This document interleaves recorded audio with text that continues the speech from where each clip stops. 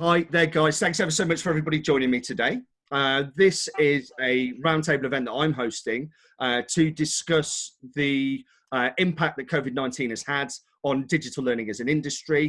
I'm really interested to find out a little bit about the obstacles that everybody's had to sort of face and overcome as a result of the outbreak and subsequent lockdown, and also to have a quick chat about how you feel the industry is going to move forwards as we move through to towards the end of the year. So I thought a great way to start in would just be a round of introductions. I'll happily kick off. So I'm Sam. I'm a principal consultant at Woodrow Mercer. Been there for the best part of a decade, which is why I'm going grey and bold. In that time, over probably the last 5 years, I've worked fairly exclusively in the digital learning industry, working with a real broad variety of clients and providing contract support to projects, assisting people with the design, development and delivery of their learning solutions. The reason that I've set this meeting up today is that I've had a lot of conversations over the last 3 months with a really great network of candidates that I've built over the years. A lot of people are asking me, how do I see the future of digital learning panning out? Is there likely to be much opportunity between now and the end of the year and beyond it? And so I really wanted to get the insight from some hiring managers, senior industry professionals on their experiences. So I'll go around the room. I'm just going to go around in no particular order and just follow my Zoom screen. If I can start with you, James, please. Yeah, so I'm James Mansbridge. I'm the head of digital learning at the British Safety Council. Been there for 5 years now. Worked with sort of digital learning and e-learning previously for about 15 years in total. I started off in school, actually. I was a teacher, and I taught maths and physics, and I found that digital resources were really good at sort of engaging students in the classroom and making learning much more inclusive. And that's kind of really what got me interested in. And that was abroad. And when I got back to the UK, I decided not to continue teaching, but then to go into sort of full-on digital education. At the British Safety Council, my revenue stream is now been blurred somewhat, because previously it was all about self-paced learning. That I'm the product owner for all of our products that are that. But now, since we've got no classroom courses anymore and everything is essential digitally, it's a bit muddy, let's say. But yeah, I've always been an advocate for sort of digital tools in the classroom because I've seen the benefits from them. So that's where I am, I think. Brilliant, James. Thanks very much. And if I can move on to Anthony Williams next, please. Hi, yeah, I'm Anthony. I'm the Global Learning Design Manager at Costa Coffee. Been there for a couple of years, but in the L&D industry for about 20. Probably half of that doing face-to-face delivery, and then in the last 10 years moving more towards digital. So my team specialise really in resources and experiences to help operational teams in stores, our roastery, our support centre, and all around the world, really. Fantastic. And then if I could move on to Andrew, please. Sure, thank you. So I'm Andrew Doig from Higher Ed Partners. HEP are an OPM business, so we have partnerships with a variety of universities around the UK, and now we're reaching out further than the UK to support them putting their programs online for fully distance online learning, including marketing and recruitment, but I'm academic services VP, so managing the actual development of all of the courses. As others have mentioned, I have a teaching background, was an EFL teacher and a lecturer, and I think perspective I have is I was also at Solon University. I worked for their learning technologies team for 7 or 8 years, and I can imagine what the last few months have been for learning technologies teams in every university across the UK and across the world. That suddenly they are extremely high demand departments, but they're trying to service every lecturer in the university to try and transfer their classroom teaching into effective online teaching. And I think that's a big impact, is the capacity of universities to support their own teams will be exposed very clearly, and either they're going to have to develop bigger teams or they're going to look to other companies outside to get that support. Brilliant. Thank you, Andrew. Henrietta. Hello, Henrietta Palmer. I am a learning professional that has a focus on the digital side of delivery. I've been doing digital learning now for around 20 years. back when dial-up was around. I've had lots of sort of experiences, obviously, pushing things forward over that time. I work currently in the travel industry. I am, however, currently on furlough.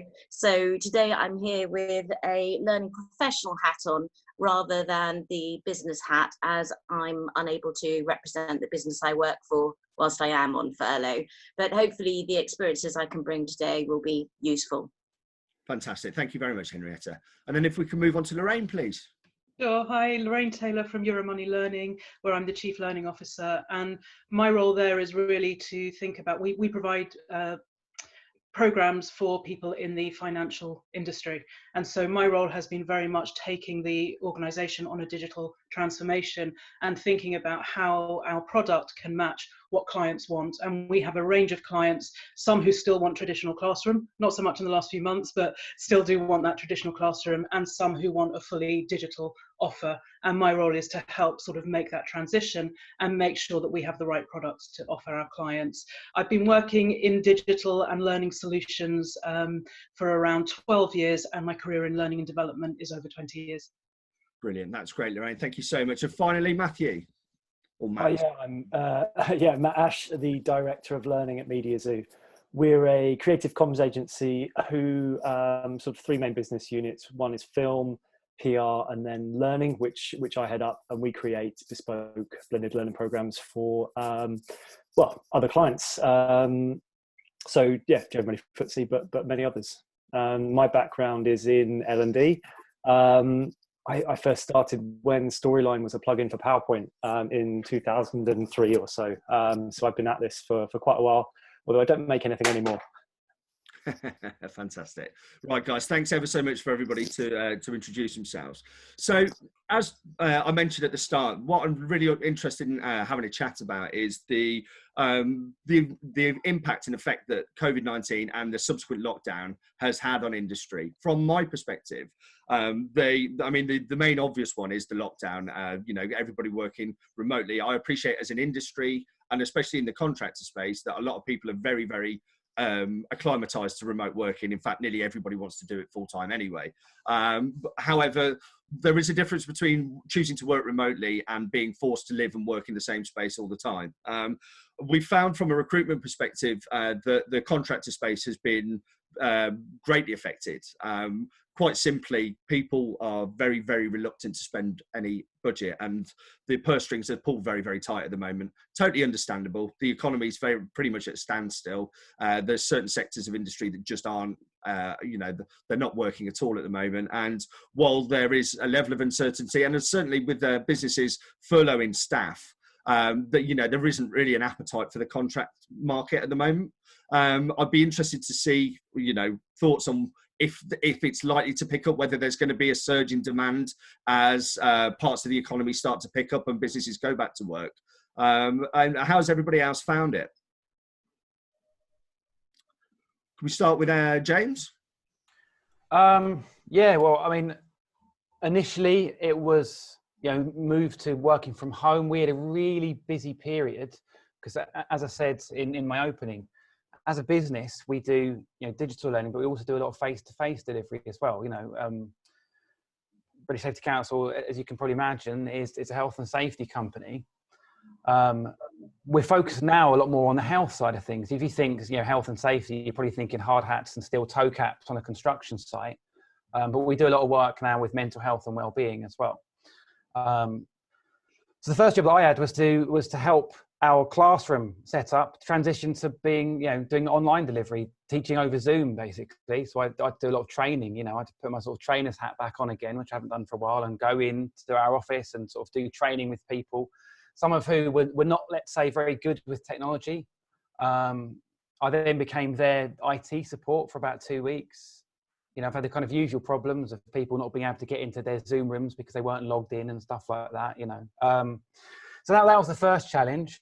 The next challenge is then, obviously, as a business, we lost the ability to do a lot of the face-to-face stuff that we do. We do audits and consultancy work and things like that. So our income is then heavily affected. So we work a lot on deferred income. People book a training course which runs 6 months ahead, and then we defer that income on our reporting. So we suddenly then got to try and confirm those as new bookings on the live online, or if it's an audit, we've got to work out a way around that, or try and hope that somebody's going to accept that we're going to push it forward, you know, or kind of move it into the future.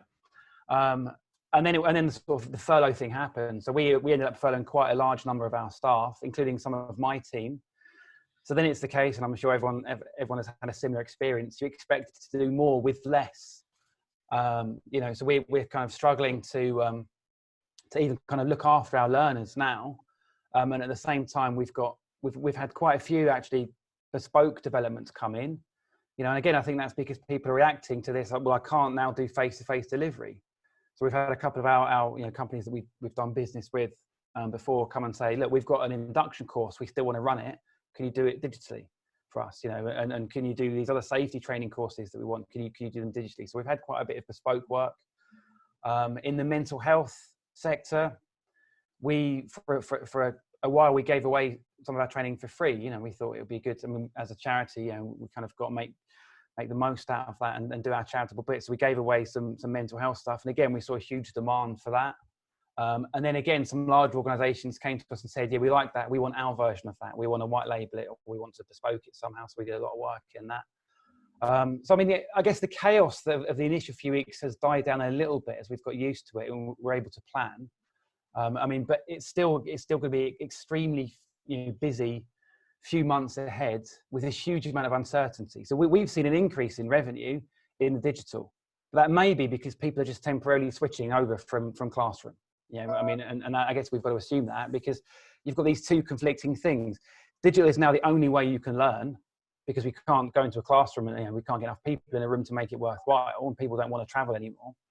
But at the same time, our company's still going to have the budgets, because if you think, you know, learning is discretionary spend in many cases. So it's, you know, what's going to win out over those two sort of opposing forces, and that's throwing up a huge amount of uncertainty. So yeah, I mean, I don't really know what the future holds. I hope that the strong sort of trend towards digital continues, but I don't really know.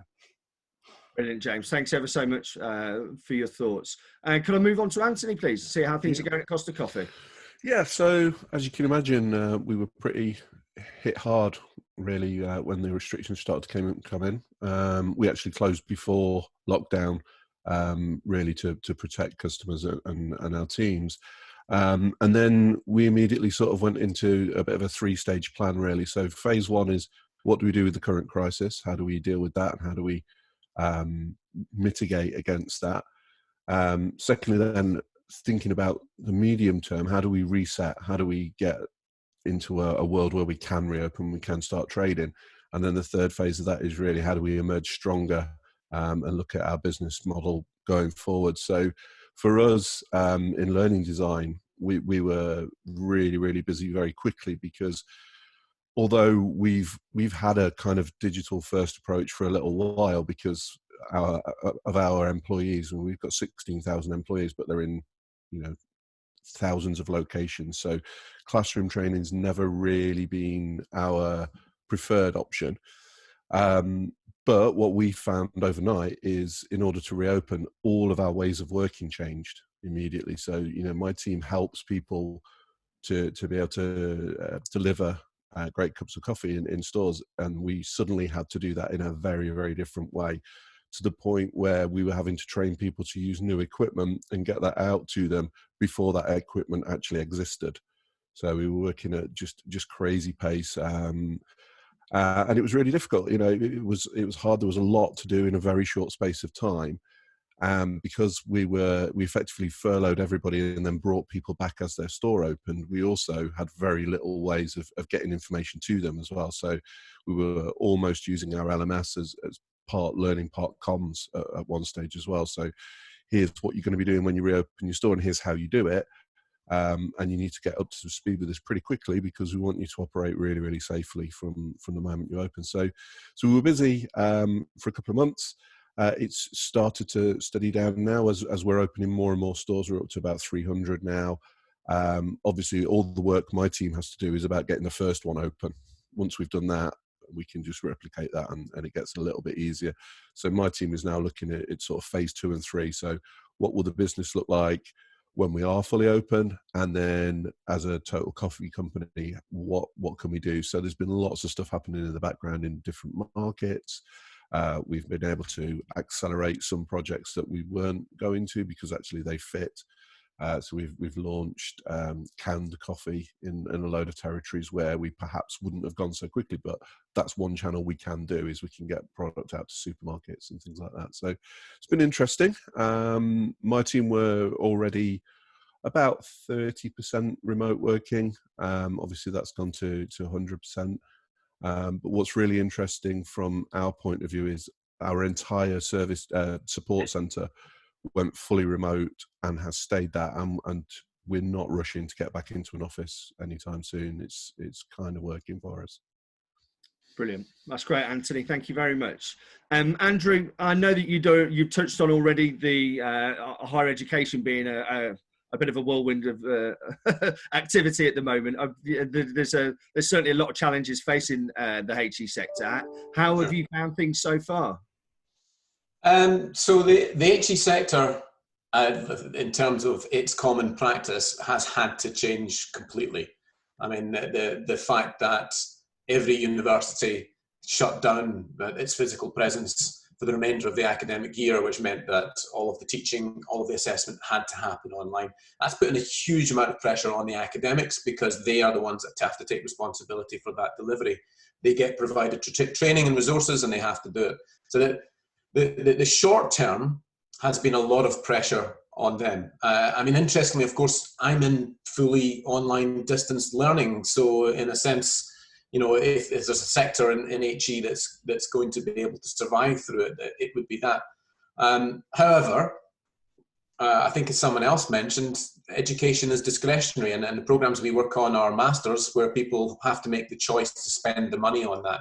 And when there's uncertainty, when you're furloughed or you don't know if your job's going to survive, you might make the choice not to spend on that. At the same time, people suddenly have more time available, so maybe they make the choice to take that degree that they wouldn't do. So I think the chaos remains, and it's going to remain until we get through to the next academic year. I think actually, in terms of shifts, I think we are going to shift to a world where more learning happens digitally.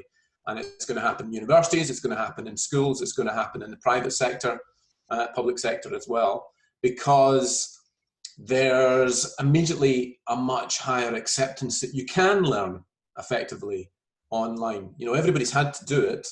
And I think, you know, if I think about the HE sector, what lecturers will recognize is it is viable, but I need to learn how to do it properly. And that's where the training sector comes in. That's where companies like ours that can actually support them with the development of effective online learning will come into play as well. And then you see, come October, I think a lot of programs are going to have to do at least the theoretical components of their courses online. I think you're going to see a lot of students who have signed up for Freshers Week that are not going to have one because they're going to be staying at home to do their first semester. And I think that the length of this change is going to have a very long-lasting, if not permanent, impact on how education happens, particularly in the HE sector. But you know, we see it happening in schools, all the online learning that's happening there as well.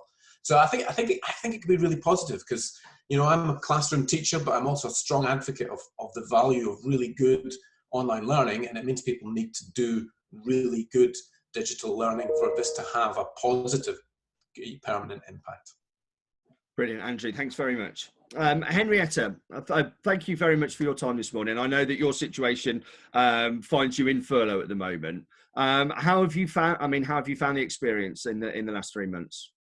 It's been really interesting. I work within the travel industry, and for that reason, at the beginning, we had a bit of a head start on many different areas, in that obviously as a result of that, as a business, we're traveling around a lot.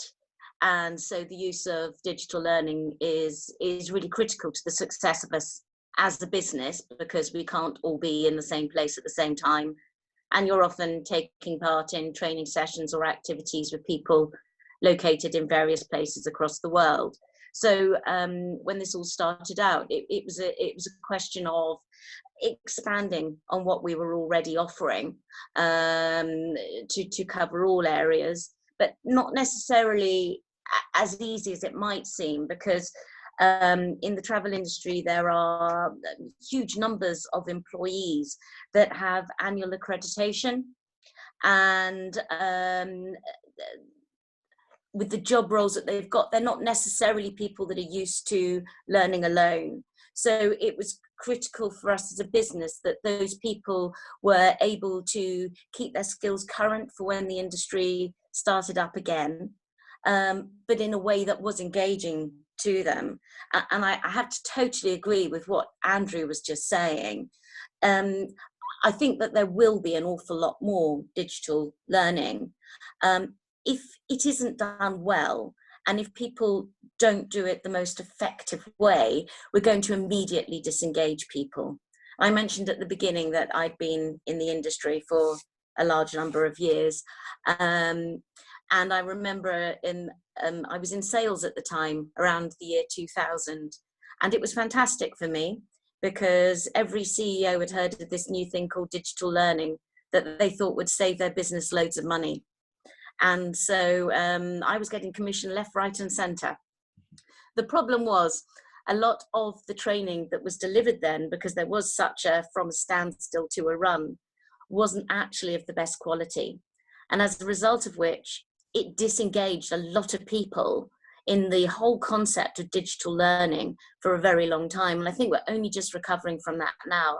So as Andrew said, it's all well and good there being an awful lot more digital learning out there, but I think people have to take a step back and look at what they're doing and make sure that they're doing it in the right way. And that's where people with the skills and the knowledge can really support as we move forward. That's brilliant, Henrietta. Thanks ever so much. Lorraine, can we move on to yourself and have a bit of insight into and like how life has been at Euromoney Learning? Sure. So life's been a bit of a roller coaster at Euromoney Learning, certainly from my perspective, because my job has been for the last 3 years to think about our digital transformation and our digital journey. And all of a sudden, something massive outside of whatever we're trying to do in our own organizations has almost prompted people to think about what I was trying to do in terms of strategy and start to think about how can we apply it.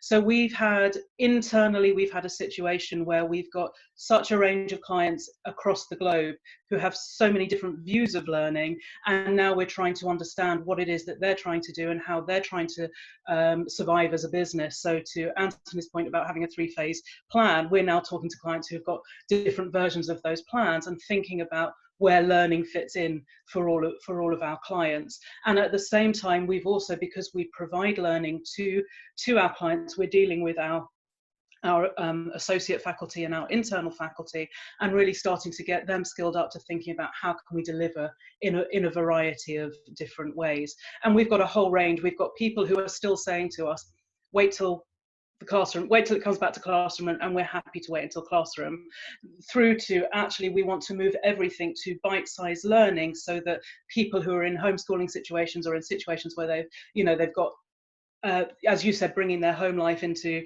working and living in the same place, actually, can we still provide learning for them, but in a way that's going to work for them? And so from our perspective, yes, a lot's changed in a short space of time. Yes, we're supporting our teams to get up to speed with working from home and to really start to offer what our clients want.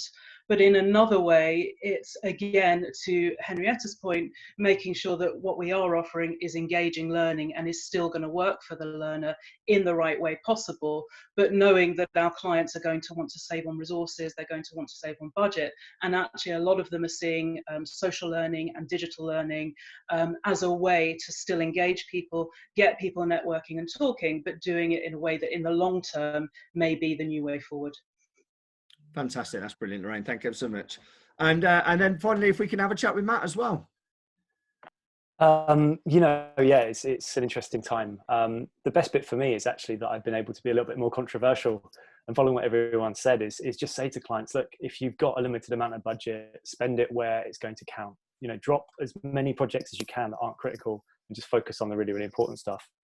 And so that's been a huge thing for us, actually, is reallocating budgets. So clients had money or something prepped, and then we've had to very quickly flip it to something slightly different that's got kind of more strategic priority. So for us, the film side has been a huge challenge. Almost every shoot that we had booked around the world cancelled overnight. So that side's been tough, and we had to furlough a few people from there. But obviously, the digital side, is we've not seen a drop. I've not seen a huge increase in new style projects. I think we spoke earlier, Sam, where I think some providers are getting tons and tons of requests for quick turnaround things. Ours has been fairly steady, which is great. So we've been able to offer the same kind of care and love. Although there's been lots of can we do it quickly, but I think that's pretty normal in our world. So nothing seems out of place there. But for the team internally, we already use Slack and Workplace. So the communication side's been really, really straightforward. Actually, all this is forced is a jump to remote working that we were talking about previously. And I'm sure everyone's kind of experienced actually that teams are pretty capable. I try as hard as I can to trust people, and we have a really autonomous kind of way of working. But as soon as we were closing the office, you start to freak out and go, how are we going to know what people are going to do? And it's such a false dawn, because people are going to do their jobs. So it's worked really well for us, apart from a few server issues. And so people have had to go to the office every now and again to get some of our larger film files and graphics kind of pieces. But interestingly, the office has sort of been open and we've got it safe for social distancing. Very few people are choosing to go, only really for meetings. So for us, creativity comes from the collaboration of us being in one space. And I think that's probably going to be the main point of focus for us getting back together as a group, is just to do ideation and creative stuff. And actually the work does absolutely fine remotely, especially since a lot of it's digital. So we're kind of cheating, but in some ways the world feels very, very normal. I'm just sat in a room that doesn't look like the office. Absolutely, Matt. That's brilliant. Thanks ever so much. In terms of sort of obstacles that we've had to overcome as a business, there have been some really obvious. I mean, the logistics of working life are an obvious one, but I think where recruitment differs from learning and development and digital learning is that we are not set up for remote working at all. It's very much you're used to being in the office. And one of the things personally that I found was I had no idea how much I thrived in an office environment. I'm sitting and working from the comfort of the spare room. It makes the days a lot longer, certainly, when you haven't got the natural interactions, which you don't realize how much of the day that you take up. So it feels like the working day 9 till 5:30 is a much longer time, and there's there's the potential to work and work and work and work, and also almost a feeling that you need to do more because everybody's chipping in to try and keep the wheels of business turning. So it's been a really interesting time personally, and quite a strange level of adjustment. Other than that, in terms of the business of recruitment and supporting the industry, we looked as a company at the different areas that we support with recruitment, and we kind of expected that digital learning would potentially be one area where we'd see a fairly steady influx and potential for success. But what we've actually found is that the organizations that are looking for the quick results, like Matt said, the term quick and dirty is something that I've heard quite a lot of times in recent weeks and months. There are businesses and consultancies and design houses set up very specifically to provide that as a packaged service, as opposed to bringing people in, contractors to create bespoke solutions, which ultimately would be not that cost effective and not very time effective either. In terms of obstacles, I appreciate that everybody's had their own issues. There's a lot of face-to-face training, which it has just become impossible to deliver. Is there a point in the future that we can see where the face-to-face option is going to become viable again, or is it more that we need organisations to kind of realign their expectations for how training is going to be delivered for the foreseeable future?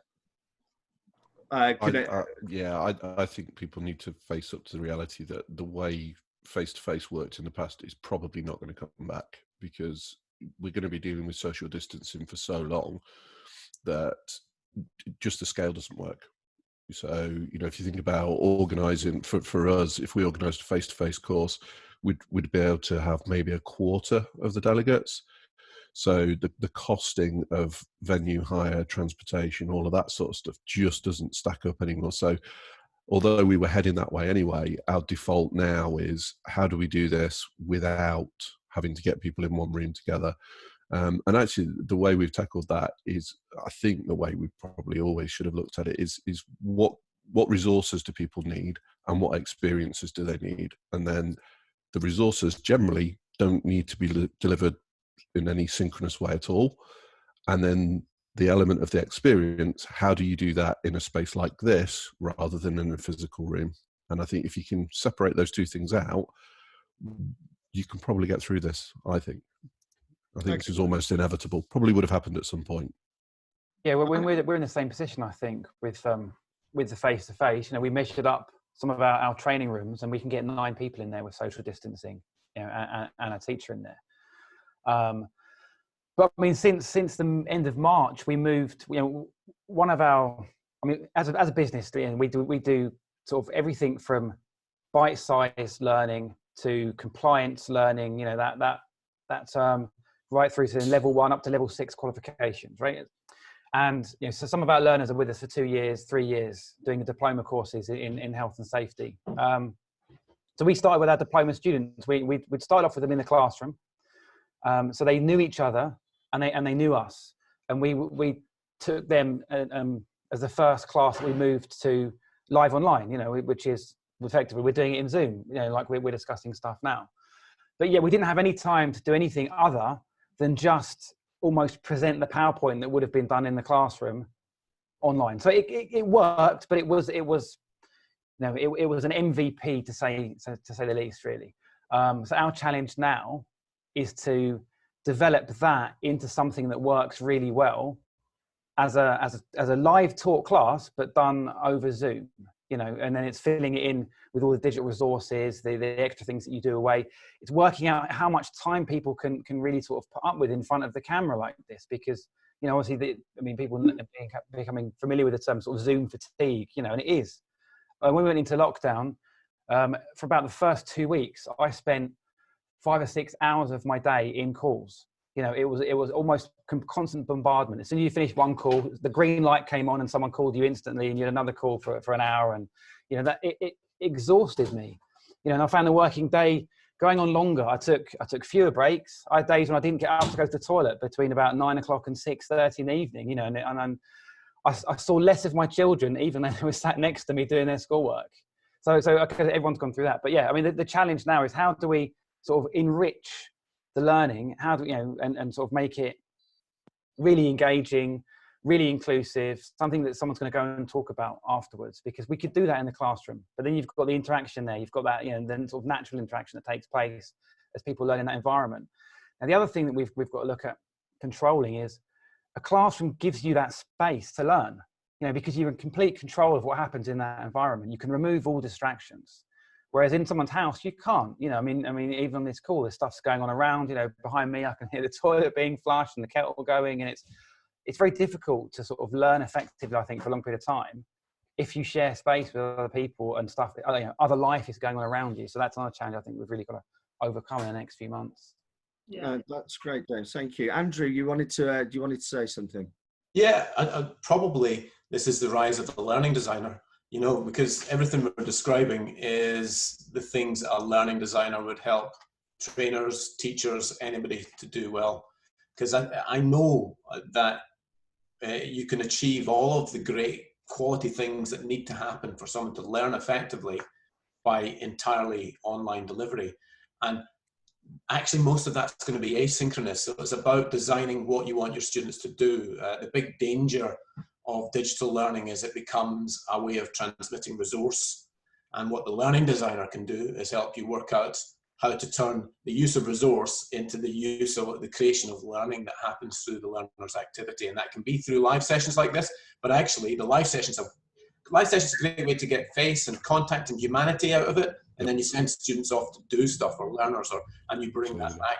The real risk are the sort of very practical learning that need specific tools. You know, I mean, there's a lot of nursing courses, for example, that they need to be able to do practical elements with the tool sets that they have. They have simulations of wards and things like that. I'm sure there's lots of mechanical engineering that needs tools to be able to carry out. And those are the ones that are going to suffer the most. But everything that's conceptual, theoretical, even practical things that you can go away and practice and bring back your experience, you can reflect on that, you can record that. But it is about getting professional people that can inform the trainer and inform the educator about how you do all of that effectively. If I can just add to that as well, I think if I look back historically, that the biggest risk that we've got at the moment is businesses not appreciating the differences between the digital and the face-to-face approach, what works from a synchronous fashion and an asynchronous fashion. And I think I totally agree with what's been said on this call. If it's a question of not pushing forward, trying to push forward your strategy in exactly the same way that you had intended to do it face to face. You need to take a step back. You need to think about your learners. You need to think about the topics that you're proposing to deliver. You need to work out which one of those are critical, which bits of those could be done asynchronously, and which bits you do need to have a tutor there. And it does mean a complete redesign of the strategy. It's not a huge piece of work. It's just a mind shift. And I think if people take on board all that's been said on this call, actually they'll start off in the right way rather than going down completely the wrong path and having to backpedal for about 2 years to recover. I would agree with what you're saying in terms of the design and how you start to think about programs, and really making sure that when you're designing that you're really thinking, it's no different to face-to-face design, because you're still thinking about how are you engaging the learner and how are you getting the most, you know, how are you giving the most to the learner in a way that's going to work for them. Interestingly for us, what we're starting to see is that as many clients that want to go digital and think about it as digital for the future, we still have a number of clients, especially now in Asia, where things are supposedly going back to normal, even though they're social distancing, but we are hearing the terms from our clients, it's going back to normal, and we really want to start putting your programs back in the classroom. Again, to Anthony's point, we've got to start thinking about how many people can we get in a classroom and how can we do this. The other thing for us is, you know, we have a large faculty. Do our faculty want to either travel, or if they're local, do they want to put themselves into a position where they are in a face-to-face environment? So for us, it's as much about listening to our clients, still considering the principles of learning design, but also considering the safety of the participants, our clients, and our faculty as well. Lorraine, could I explore that with you a bit more, because that's really interesting to me, because that feels really quick that people are talking about classroom again. Yeah. So it would be interesting to hear just a bit more on that, if that's okay. Sure. I mean, from what I'm picking up from the sales team, I think there's a lot of our clients, they really value the opportunity of getting people together to discuss. So for example, if we're talking something technical like loan documentation, or I don't know, trade finance, or whatever it might be, actually we've always been very much at Euromoney, it's about our trainers are experts in their field, and so it's the opportunity to come together and hear the war stories and hear from the expert. And we've always been on a sort of a case study experiential piece in terms of in the classroom. So I think what's happening is people are wanting to get back to the opportunity for experienced people to come together in a physical space to have those discussions and to network and to be part of a community, as much as it is about learning the resources. And I think for a lot of our clients, some of them are at the forefront of the industry. They've been digital for a long time, and so they appreciate that you can have a digital approach to networking and getting a community going. But a lot of our clients, they're probably a few years behind that, and so for them it's starting to think about what options are there for them. And for some, regardless of whether their business is forward thinking or you know, would consider themselves a fintech, for some people it still is very much, we would like to get back to that physical environment. I mean, I was quite surprised by the speed of it, but in Asia now, you know, it is about, we want to get back to normal, and we want to move things along. So it's been interesting to hear that and to react to it, and to be able to have different levels of product to go out to different requirements. Interesting, thank you. Pleasure. It's interesting you pick up on that point about being able to talk to experts, because we've almost had the reverse of that, that during lockdown, it's been easier to get experts from across the globe in one virtual space and have a conversation than it ever was in the physical world. So we've run webinars for how to set up a franchise business, how to enter a new market, where we've had, you know, our leaders from Asia and Europe and Americas all in one space together, all having a really good discussion that I don't think we've ever had before. So it's interesting that's the reason they want to get back in the classroom. And actually we're finding that's a really good reason for not going into the classroom. Brilliant. Cheers, guys. And I suppose one of the things that I'm really interested to get some insight into is kind of the future of the market. And I mean, I suppose we're talking really the immediate future. I know, Anthony, you mentioned that we've got to get used to social distancing for the foreseeable future. The general consensus that I'm picking up from talking to my network is that everybody feels that we are going to have a surge in demand across the board for an increase in resources from a digital learning perspective. It's really just a question of when, and I think that all kind of sits firmly in the hands of the economy. And you know, we need parts of industry to go back to work for the wheels of the economy to start turning, for there to be some money.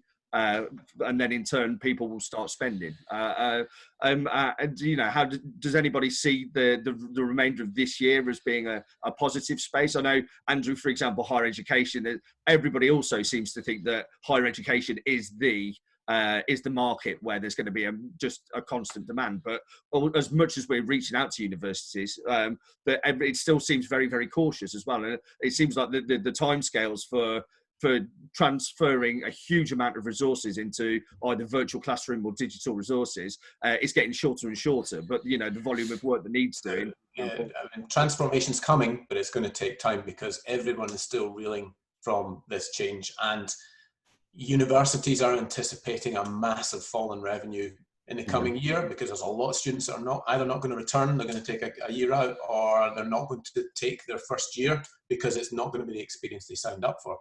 Change is coming, but in the HE sector, it's going to take time. And I think 12 months down the line, because of that impact that's coming in October, everyone will be looking to reevaluate the way that they go about it, and there'll need to be support for that. And the digital learning industry is going to have a lot to contribute to that, but that's going to be balanced off against the lack of budget. So it's going to be about universities setting strategic priorities. It's going to have to come from the Vice Chancellor's office to set strategic priorities for engaging with digital learning. And they've got certain number of people inside their universities that can support that, but they're going to be looking to industry to pull in support and get the quality that they need for their students.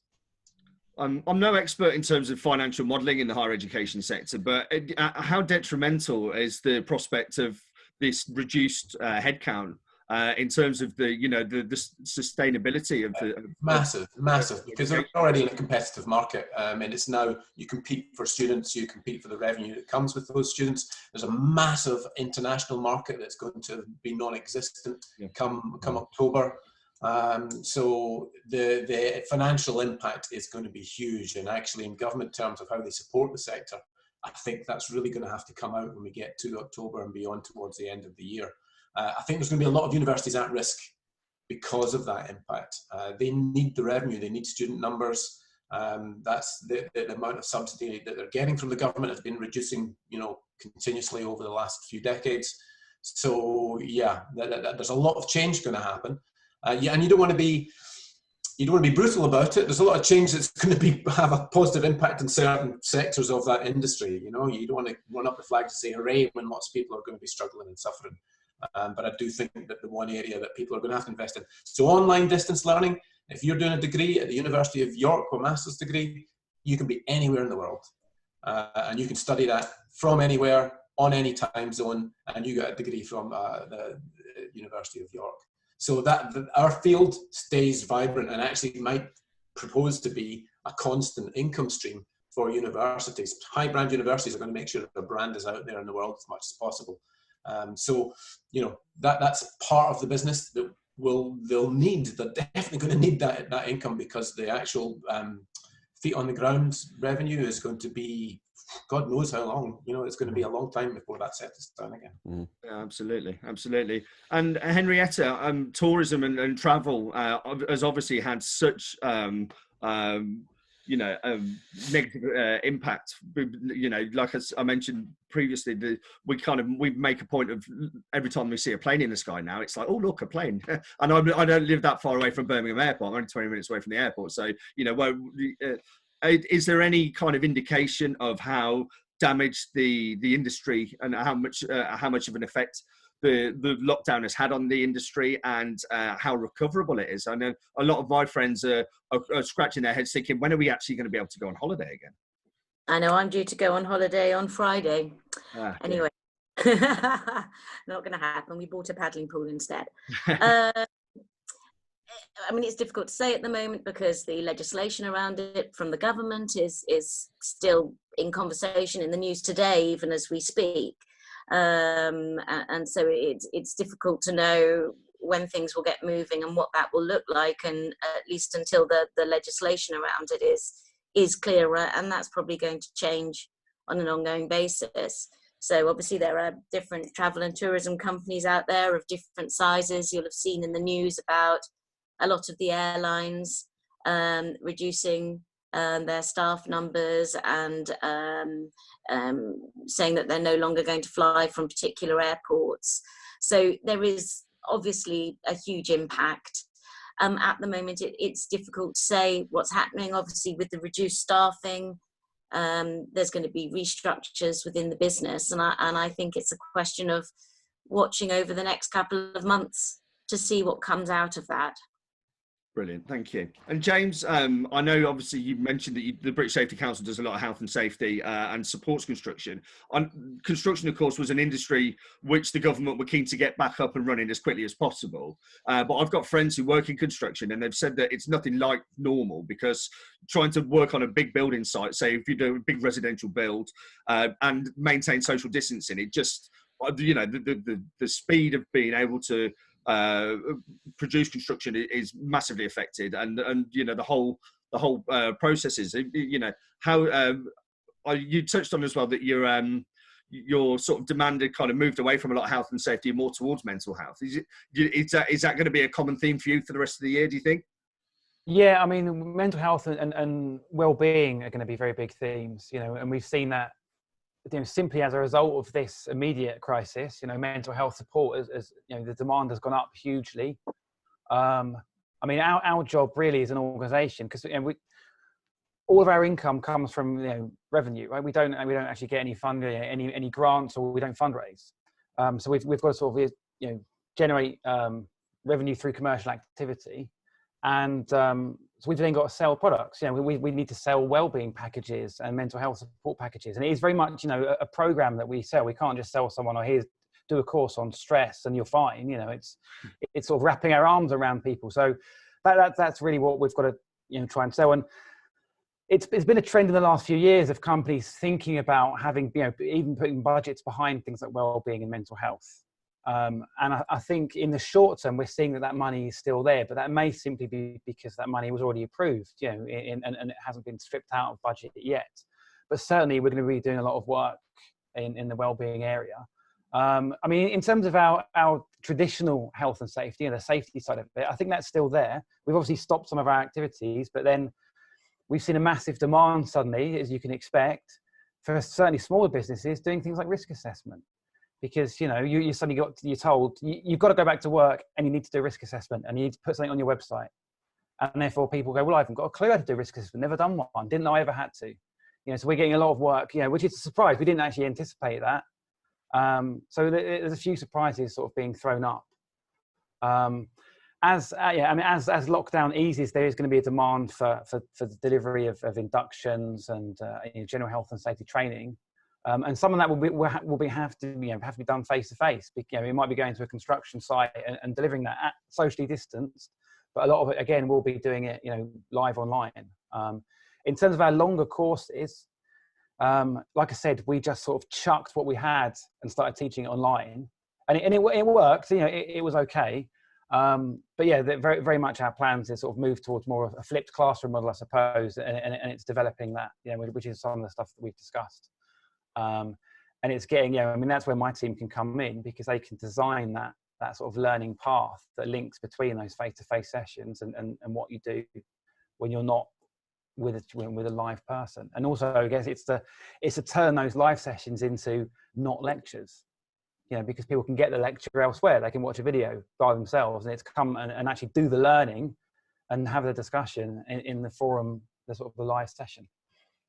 Brilliant, thank you. Matt, in terms of kind of the sort of your next 6 months at MediaZoo, I know that you mentioned at the start that you've been kind of fortunate in being able to work with your clients and advise on the best kind of best practice for budget spend and maybe sort of realigning sort of the needs and wants of what they're looking to achieve.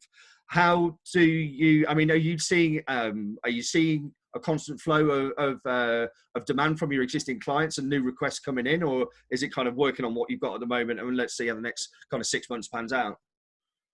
The next few months are actually looking pretty good. But every request we get comes with a caveat, which is probably less coming, and it's going to be lower budget if it does.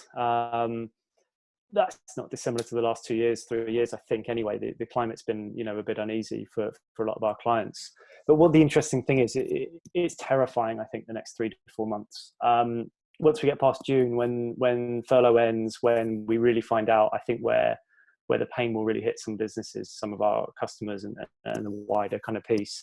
So I think for the first time, we find ourselves not reliant on our clients, or not just reliant, but also in the same space where actually getting to the end of the year, a survival is really key. I'm fairly confident that, it's not often I find myself aligned with economists, but, a few sort of people that I read are saying that there's going to be a 1 or 2 year correction. But those who survive, you'll get back to the slow, steady kind of 2-3% growth that we've been seeing globally since. So I think for us, it's about, staying lean, still making cool stuff and surviving till, the end of the year, sort of tax year next year, and then looking to see how we can bounce back after then. So it's a tough time because we've got to make stuff better than we ever have done, with less resources, as everyone's kind of said, and lower budgets. So but it's great. Those kind of constraints for us push the creativity. I think that's where some of the best stuff comes from. And I guess actually from that previous question, this isn't necessarily the death of face-to-face. It's probably the death of poor design, old school webinars where we just shout information at people, and actually makes us way more forward thinking and challenging ourselves a lot more. Brilliant. Thank you, Matt. And Lorraine, how do you, how do you see the next 6 months panning out? I know that you've got quite a diverse client base. Are you busy? And is the diary looking good for the next 6 months? Yeah, we are busy. We're very busy talking to clients. We're very busy understanding what's important for them. For a lot of our clients, it's about them keeping their clients. And so we're seeing the trend in the programs that are being asked for are to help them work with their clients and keep their clients happy, and probably similar to Matt, having conversations with their clients around loans and so on and whatever else it might be. I think what's really interesting is in the last couple of weeks, what we're seeing is what people are searching for in terms of our courses. And so up until a couple of months ago, they were searching by topic. Now it seems to be that they're searching by type of program. So we're starting to see a little bit more in terms of searching for online and for e-learning and for virtual and whatever term they use to sort of talk about digital. And that's really interesting for us in terms of actually there is still a requirement for learning, but they're looking to see, can we do it in a slightly different way? So for us, it's very much about really keeping on track with what our clients are wanting and trying to offer that. And I think to Anthony, to you were saying that you were managing to get experts together and do webinars and so on. For us as well, it's about working with our faculty and really helping them to understand what the difference is between live online and live in the classroom. And then I think that a lot of our time will be working with them to help them think about that good learning design that Matt was talking about. Brilliant, Lorraine. Thank you. And Anthony, I appreciate that cost is a big global business, and having sites globally and being based over in Asia, they will already seen a lot of stores reopen, I'd imagine. Yeah. Are you experiencing a new world order? Is post lockdown coffee a very different experience across the globe? Yeah, absolutely. China's probably our biggest market outside the UK. So obviously they've kind of come out of this before anybody else, but we are definitely seeing a different world. Trade has not bounced back as quickly as we thought it was. People seem to have taken the time to reflect on what's important in their lives. So we're seeing a much higher emphasis on well-being, health. And yeah, I think this will change things permanently. If I'm honest, I think the way people live lives will be very different forever now. And we just have to adjust to that. We have to think about what our consumers are going to need. And it is definitely going to be different from what they had in the past. So, yeah. I suppose from a learning perspective within the business, there will be a huge amount of requirements for training on how to set up a store, how to deliver coffee, how to be conscious of hand sanitizing and stuff like that. There must be a huge amount of ground to cover. Yeah. So the stores we've got open now are all either drive-through, collect, or takeaway. So it's a completely different model for us. We built our store base on people dwelling and it being a social activity and sitting with us and having a couple of drinks. That's changed. Probably for a long time, perhaps not as hard as it will hit things like pubs, where that is essentially the market is social. It's people sitting together, and then definitely the numbers will make it really difficult for them. But as I said, we've got to think about different markets. So can we get stronger in the at-home market? Can we get more of our product into people's houses? We've got the ready-to-drink market. Do we do more in drive-through, more in takeaway, more in click and collect type scenarios? And I think to Matt's point, really, the rest of this year is about figuring out how we get through the short term, and then the companies that come out of this strong will be the ones that have looked carefully into the future and decided, right, what do the next 5-10 years look like? I think that will shake up the market in all markets. Brilliant. Okay, guys. Well, listen, I appreciate we are coming up to the hour mark, and I know that you've all got busy lives and lots to get on with. So I just want to kind of round up by just saying thanks ever so much for everybody taking the time to provide some contribution. It's been really, really insightful for me. I very much look forward to keeping in touch with everyone over the coming months. Like James mentioned, Zoom fatigue. It's certainly a prevalent part of life, but I think it's really important to get some FaceTime. So it's really great to get you guys together, and I hope to do the same again very soon. Thank you very much. Cheers, Sam. Thanks. Thanks for your time. Thank you very much for your time.